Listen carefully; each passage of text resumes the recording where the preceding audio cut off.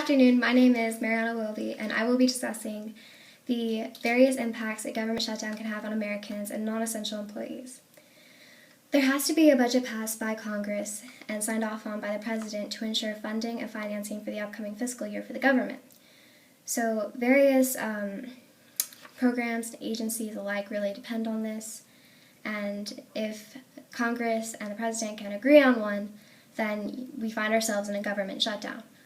It's like saying that because mom and dad can't agree on the grocery list, nobody gets to eat, to put it plainly. So the 5 major things that I'm going to be discussing in this presentation will be government employees, essential, non-essential, number 2, national parks, number 3, air traffic controllers, number 4, student loans and grants, and number 5, pharmaceutical companies.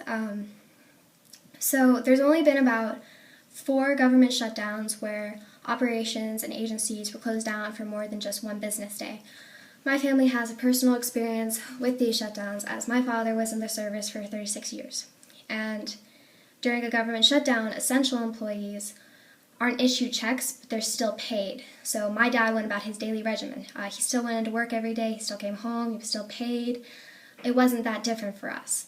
But that versus a family whose provider is a non-essential employee means that they were going without their paychecks. They weren't going into work. Everything was upside down for them.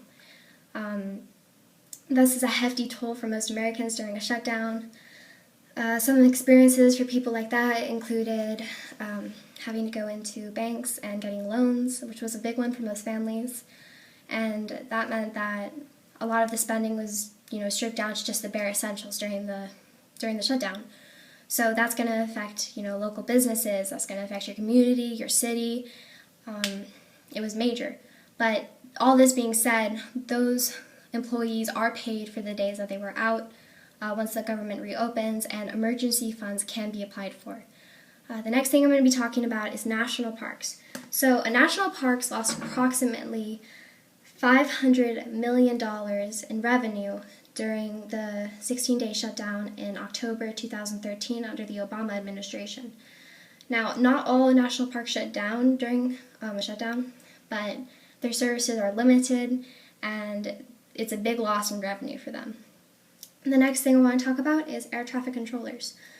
So, airports are not specifically affected in a government shutdown, but air traffic controllers take quite a hit. They're not allowed to go on strike. It's illegal. And Ronald Reagan fired over 11,000 controllers due to an illegal strike made by PATCO. And they're required to still go into work, but they're just not paid.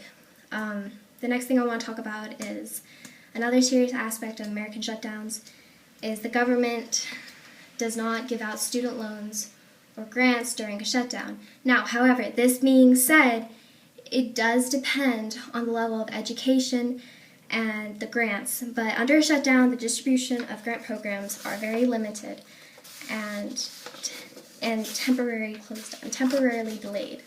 The next thing I want to talk about is the shutdown has a negative impact on companies that rely on FDA for registrations, approvals, and the release of any product going into the commerce. So now it's also affecting your pharmaceutical companies. Certain products can't be released to consumers because they're still waiting on approvals and they're pending. Government shutdowns have a far-reaching impact on Americans' day-to-day lives, and if prolonged, it can be like jeopardizing. But these 5 examples demonstrate the ways we heavily rely on our government and the many functions it can perform. In conclusion, the American government and its people are codependent on each other. And in our society, our culture is fed off by it. Thank you so much for your time.